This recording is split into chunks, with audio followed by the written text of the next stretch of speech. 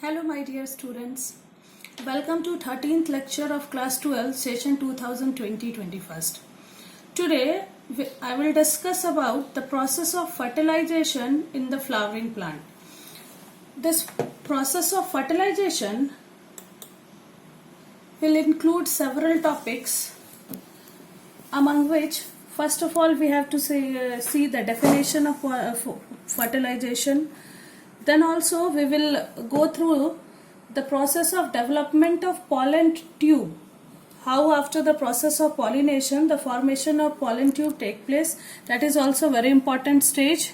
Then we have to see about how the process of fertilization is accomplished inside the ovary of the flower. Here we have to see two processes, that is the process of double fertilization and triple fusion. Then what are the end products which are formed as a result of double fertilization? We will see how the formation of zygote and endosperm take place. So these all topics will be covered up. So first of all we have to see the definition of fertilization, and the definition of fertilization is the fusion of male and female gamete is known as fertilization. Now one more important point is here, that is after pollination male gamete are brought to the egg containing female gametophyte by the pollen tube, and this whole phenomenon was first given by Strasburger in year 1884. This phenomenon is also known as siphonogamy. Now as far as pollen tube formation is concerned, you can see how it takes place, how the development of pollen tube. Actually when the pollination occurs, the pollens are lie over this stigma region, and then the pollen tube germinates. The size germinate like this, and in the maximum form of the flower we see that this pollen tube elongate and penetrate along the micropylar region and come to the ovary. Here the two pollen gametes are also present. They will fuse, one with the ova and other with the two polar bodies which are present inside the ovary.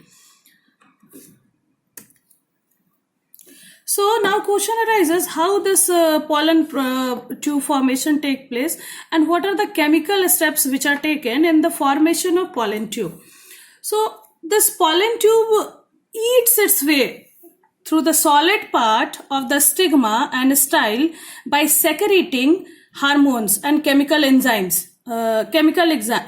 Actually pectinase and hydrolytic enzyme. Pectinase and hydrolytic enzymes, these two enzymes play a very vital role in the eating away process of the pollen tube, because when the hollow path will be provided, then only the pollen tubes will proceed in the downward direction. Now this pollen tube travel intercellularly and chemotropically along the concentration gradient of calcium boron inositol sugar complex. Then a small copper containing protein, that is also known as chemocyanin, is also involved in some cases in the whole process of formation of pollen tube or the eating away process of solid part of a stigma and a style. This is how the pollen tubes are found. Now on the basis of penetration of pollen tubes in the ovary region, we see these pollen tubes are generally of three types. First one is known as progamy, and this is the most common phenomenon where we see that these pollen tubes develop and penetrate inside the ovary through micropylar end. This is the most common phenomenon. But in some plant, we will see that flower, this chalezogamy is also very prominent in some flowering plant, where the penetration of pollen tube takes place through the chalezal end. Students, already you are knowing that micropylar is in the lower side and chalezal end is upside. So the penetration will take place from the upper end. And the next one, last one, is known as mesogamy. Sometimes we see that these pollen tube penetrate through the integument region and come inside the ovary. So these type of penetration of the pollen tube is known as mesogamy. Now, very important portion of this lecture, that is double fertilization. How the process of fertilization takes place means out of two gametes. We know that when the pollen grains are deposited over the stigma, the two male gametes are being formed. They divide mitotically to form two gametes.